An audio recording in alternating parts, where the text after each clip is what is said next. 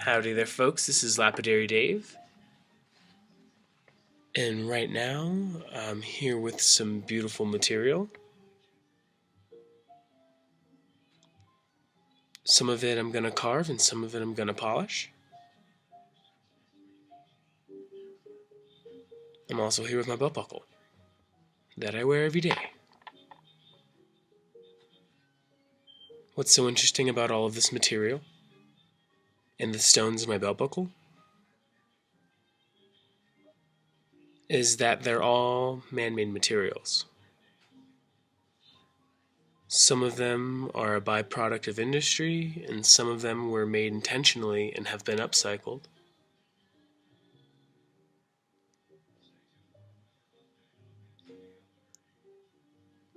This piece here looks a lot like Honduran opal to me. This is a piece that I plan on carving today. You can see what I believe to be the end of whatever this was created in. It's very flat. Perhaps a pan of some kind. This might be a clay. But it's beautiful. And I believe it's going to carve fantastically and be reminiscent of Black Opal. This will be a great story. An education piece. This piece looks a lot like, well, I don't know, any gems that look like this. This is a piece of bowling ball. Often goes by the funny name Bowlerite. And it's hard to tell on my crappy camera, but this red strip is actually translucent. And a friend of mine, Antonio, was slabbing up and making pendants out of bowling balls. Fantastic material, very hard. About a 6.5 perhaps, on the hardness scale. These two pieces are very interesting. This first piece looks a lot like lapis. The gray spots look similar to the matrix. If they're not so close, it'd be kind of hard to tell. I like this particular piece more than most of my pieces of lapis. Both of these pieces came from the train tracks of a place called Lahara. I don't remember if that's New Mexico or Colorado. I think it's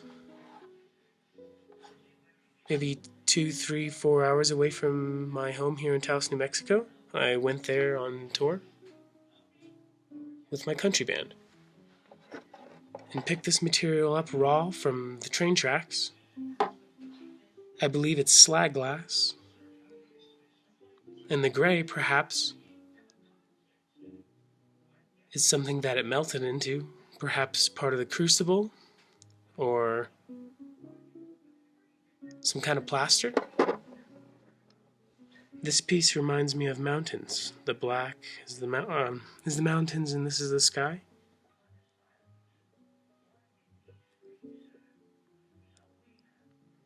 Beautiful stone.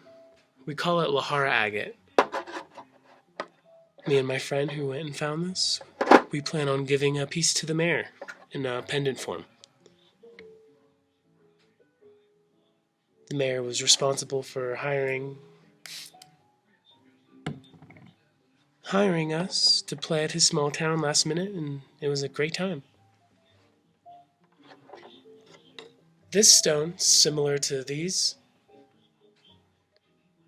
was found at some train tracks. Lawrence, Kansas. While I was on tour with Zephaniah Stringfield as his bass player. I picked this up the day his mother came to visit. It's a fantastic stone. I didn't reckon it was man-made at the time. I don't have an image of this raw, but it was awesome. Very clustery. This carved very well. And for many months now, I've been wearing this beautiful piece as jewelry. Beautiful stone. Lawrence train agate, I guess.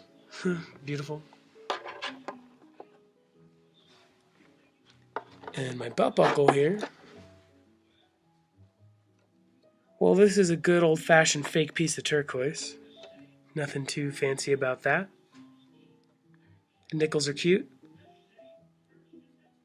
Looks like just soldering whatever was solderable and was silver. The horse is now losing its plating. But this red piece right here, that's plastic. And I often hear that they used Coca-Cola lids in jewelry to emulate coral. And this is what I'm pretty convinced is what this piece of red is. Coca-Cola plastic. It wouldn't matter to me if it was real coral. Actually, I like it better as plastic. It has a fantastic story to tell.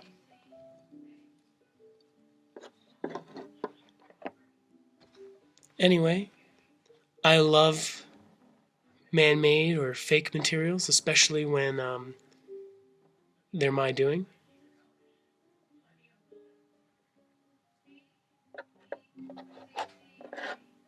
I'm gonna polish these three, turn them into pendants,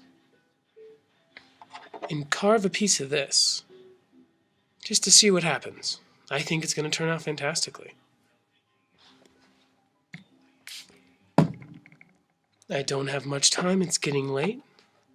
I should be doing schoolwork. But it's Lapidary time. See you in the studio. Alright folks, I'm here at the old Easy Cab.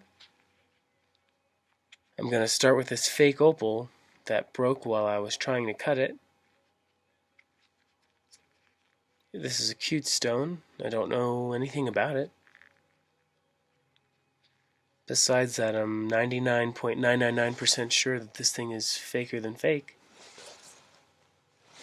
But it's cute. The color bar kind of just stops, but there's some flakes in there. I wonder if it's what it's going to look like when it gets polished. Clay, maybe? My other stones are going to get finished from the 600 wheel up. But I'm going to take this one all the way, since it broke all weird while I was cutting it. Anyway, yeah.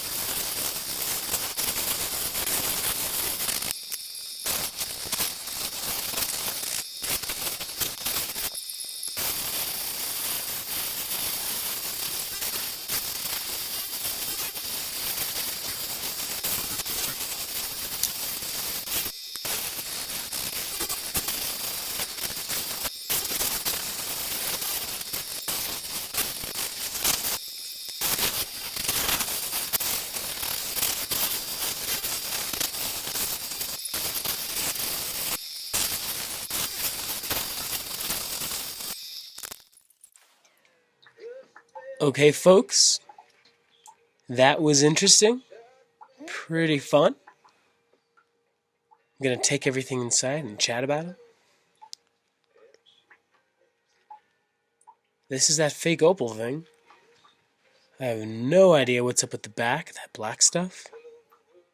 But it's super messy, as you can see. Huh. Anyway, gonna take her inside. See you in there. Okay, folks, here's that finished carved piece of fake opal. A lot of crusty spots on this material. Some of the stuff in the back didn't want to polish. Very inky while grinding. This is the rough. Looks like some kind of clay.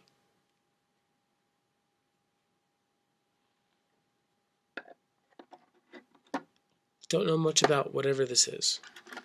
These pieces here are the Lahara train agates. Pieces of slag that I found by the train tracks at Lahara, in Lahara, Colorado, I believe. I got while I was on tour with a country band. This one looks like it has obsidian or something up top. Beautiful stone, love the blue, took a fantastic polish. They're both going to be pendants. This one looks like it has some plumes or something. I wonder what this material story is. What was being made? That Bowlerite took a fantastic polish. I'm so stoked about this material. I can't wait to go find my own bowling balls. It's going to make an amazing pendant. I can't wait.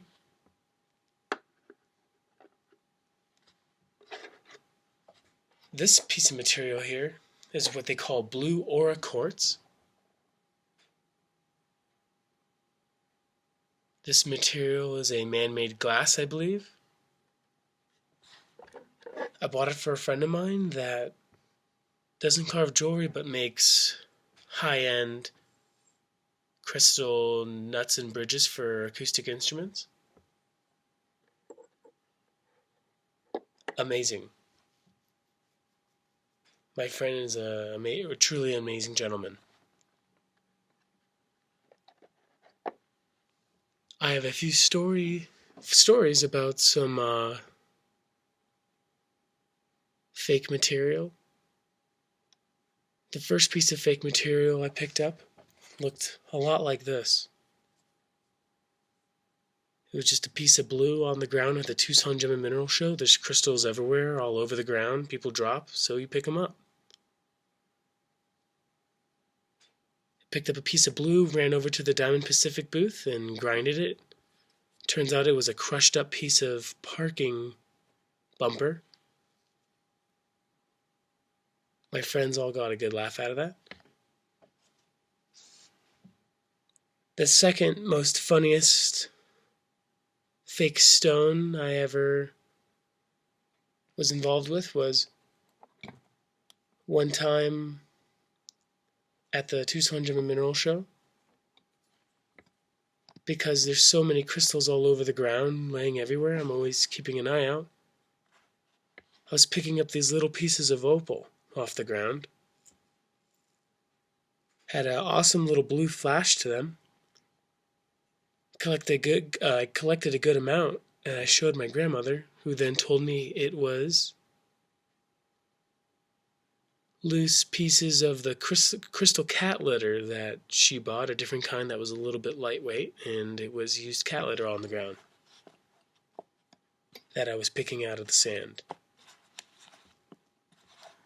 My friends get a good laugh out of that one too. And just lately, I went to carve what I thought was my first piece of Oregon Sunstone. Bought it at a thrift store on the low, maybe 20 cents, a nickel or something, like I always do here in Taos, New Mexico. Buy little rocks at the thrift store when I know there's something precious. got this material on the saw, just kind of broke up.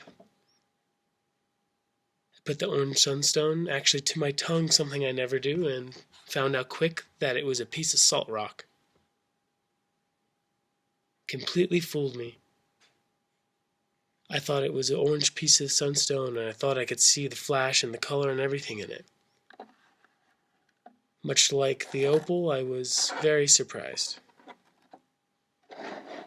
to find out that it was just a piece of salt. Anyway, this is Lapidary Dave. I hope you enjoyed my stories and all that good stuff.